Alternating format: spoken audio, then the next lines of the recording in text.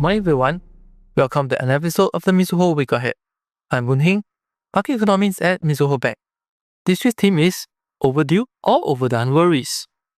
Last week, rather than extended optimism from US government reopening, markets appear to have woken up to overdue worries about AI valuations as the equity sell-off persisted despite Nvidia outperformance.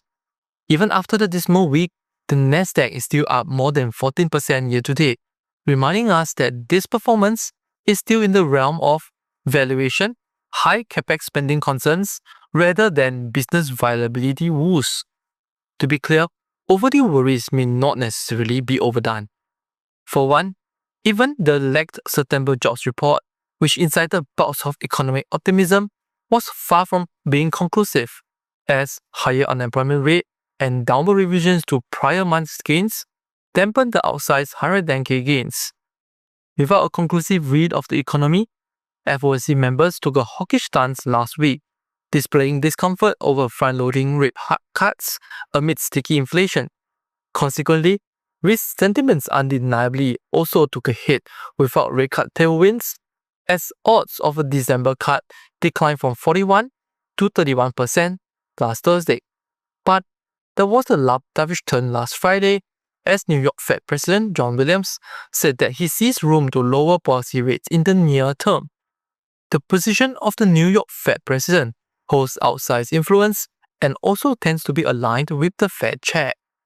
Consequently, markets raised the odds of a 25 basis point rate cut to 63%, compared to 35% a day prior. Meanwhile, with Trump's administration cutting tariffs on food products, the relief from the lower tariffs may have marginally given way to the acknowledgement of significant price pressures. In Asia, the yen led losses amid worries about BOJ independence and fiscal woes upon the release of fresh stimulation measures. The dire mood around Japan is exacerbated by sharp geopolitical risks associated with the Japan-China spat. Nonetheless, overdone bearish bears may face the threat of BOJ intervention, especially should another sell America opportunity present itself for less costly intervention by the BOJ. Similarly, while the risk of effects on Korean won performance was apparent last week, threats of intervention by the VOK remain the key restraint. On the opposite end, the Philippine peso held ground amid influence flows into equities and lower oil prices. But dollar peso hovering around 59 levels is no position for complacency amid political uncertainties, even though the seasonal year-end flows may be supportive.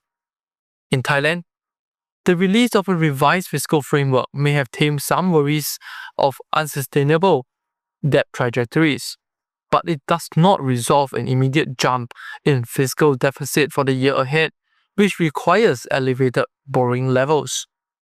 Looking ahead for the week, the Bank of Korea will be standing pat at their upcoming meeting on 27 November, as they will require an extended period to assess if the real estate stabilization measures have worked, as the slower pace of price growth in Seoul at 0.2 to 0.3% week on week for housing prices remains a threatening rate.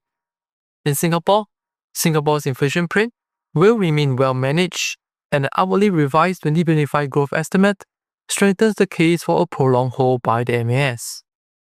All in, even as EM Asia growth may be buoyed by the semiconductor cycle, the EM Asia FX weakness against the greenback reminds us that the potential for a risk-off backdrop to overwhelm the usual yield-driven dynamics remain. Furthermore, an extended risk-off may increase the risk of short-circuiting the current favorable upcycle dynamics. For more information, please refer to our week ahead publication or contact your respective sales desk and our apps. And for regular notification on our market views, please subscribe to our channel and hit the notification button. Thank you.